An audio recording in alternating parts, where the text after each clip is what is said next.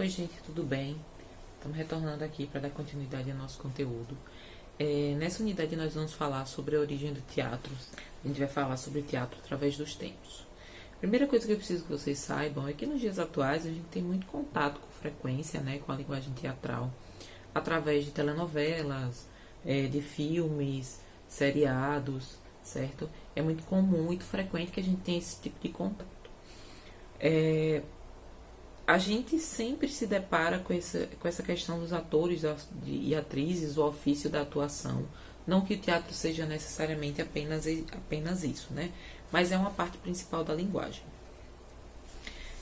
A gente nem sempre tem a oportunidade de estar no teatro, porque mesmo que a gente tenha esse contato constante, né, com a linguagem teatral através de uma tela, não é sempre que a gente tem essa oportunidade de ir ao teatro. Agora mesmo em época de pandemia está muito mais difícil de ir ao teatro e a linguagem teatral ela fica um pouco defasada nesse sentido, porque a gente não tem esse contato direto, público e espectador. Mesmo que se faça uma live para produzir uma peça teatral, um esquete ou uma cena, é muito difícil que essa relação do teatro ela se dê efetivamente, tá? Então assim, a gente tem contato e isso já nos traz uma outra questão. Teatro e cinema, teatro e seriado e telenovelas não são as mesmas coisas, tá? O cinema ele utiliza a linguagem teatral para fazer algo que pode ser acessado constantemente. Então, o público, a relação do cinema com o público, ela é diferente, né? Ela é posterior. O teatro não. O teatro ele é uma linguagem teatral muito própria e ele precisa dessa interação do público para poder acontecer.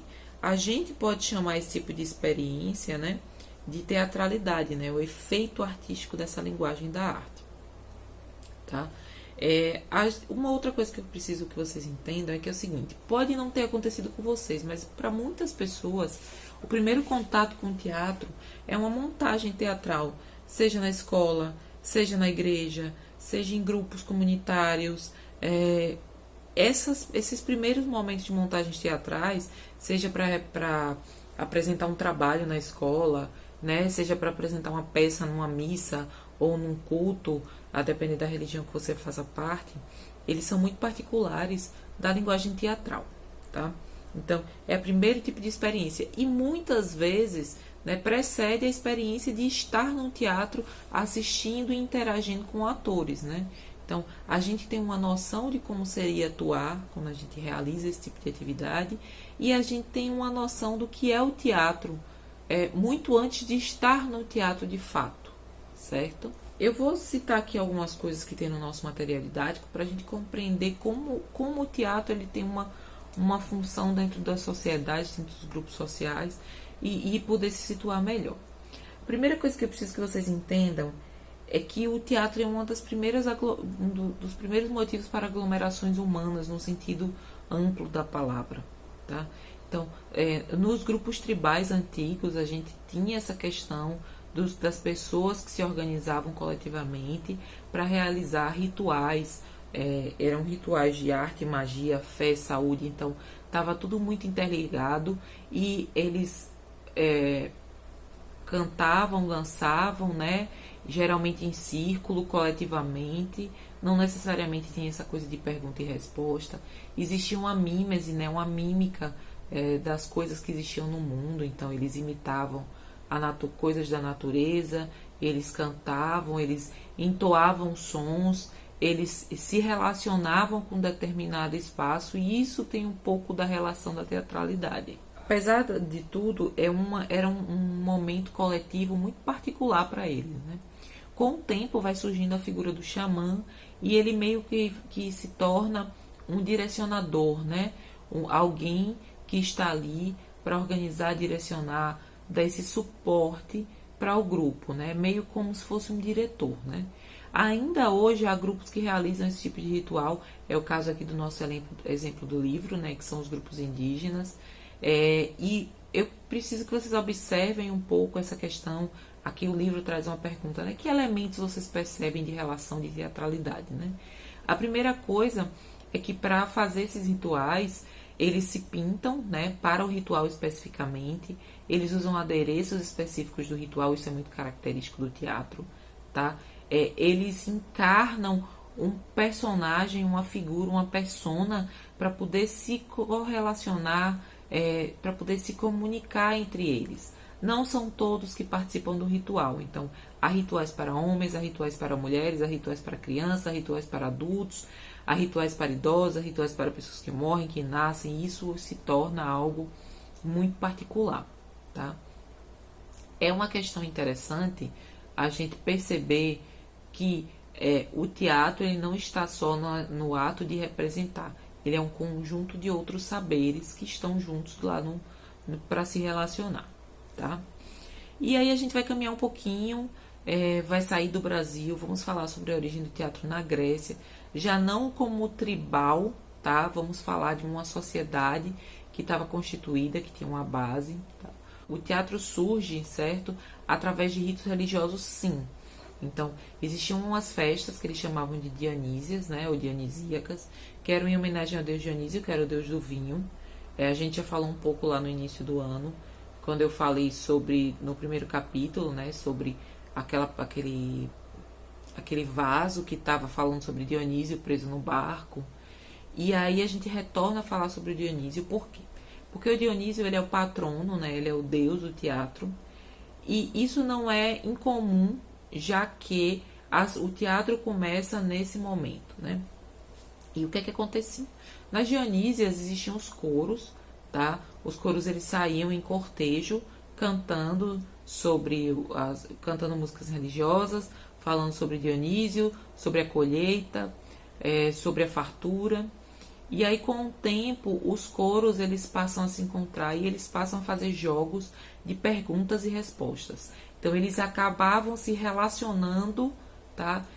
Um coro perguntava, outro coro respondia, e isso virou um jogo que, eu diria que com pouco tempo, eles passaram a eleger pessoas, e aí vem o líder do coro, que é chamado de corifeu, certo? E o corifeu, ele tinha essa relação com essa questão teatral, onde ele tinha narrativas particulares, individuais, certo? E aí o que o corifeu faz?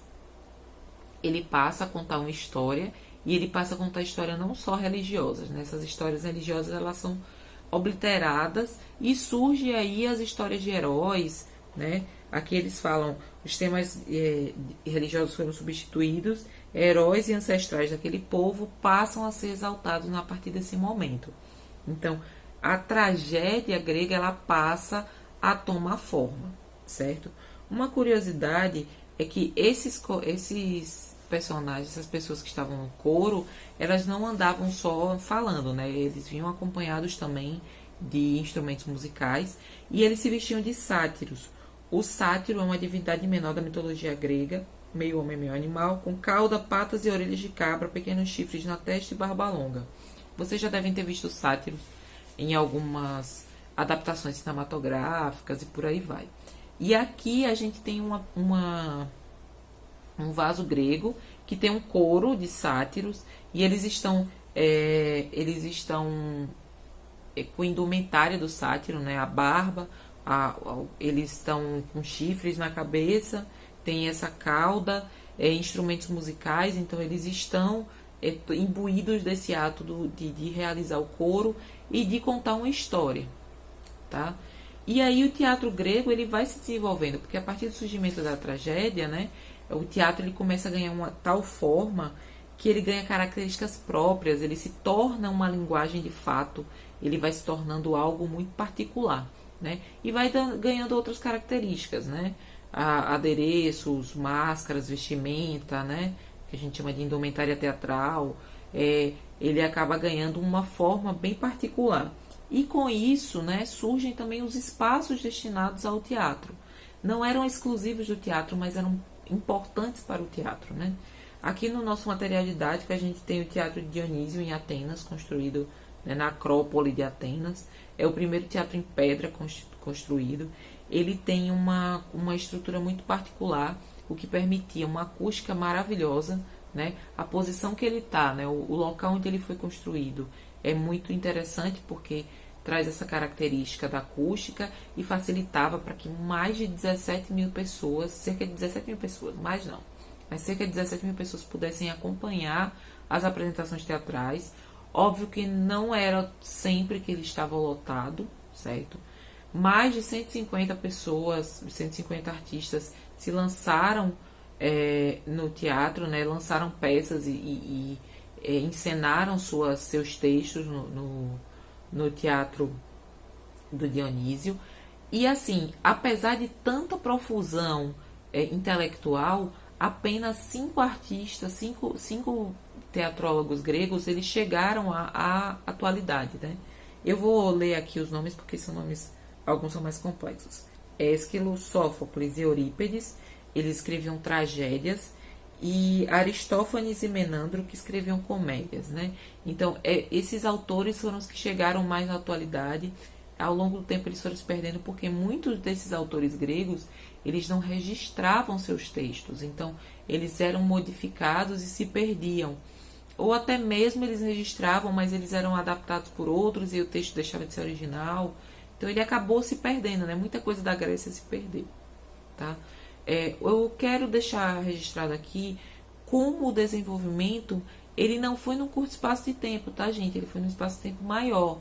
Mesmo assim, a forma original, que era uma forma mais simples, né, mais ritualística, e ele vai se desenvolvendo até ganhar esse corpo que o teatro tem hoje. Então, em cima de um texto, algumas características elas vão sendo agregadas, existem personagens, os personagens eles têm núcleos, né, dentro do texto teatral, e eles têm indumentárias, eles têm uma forma de se portar.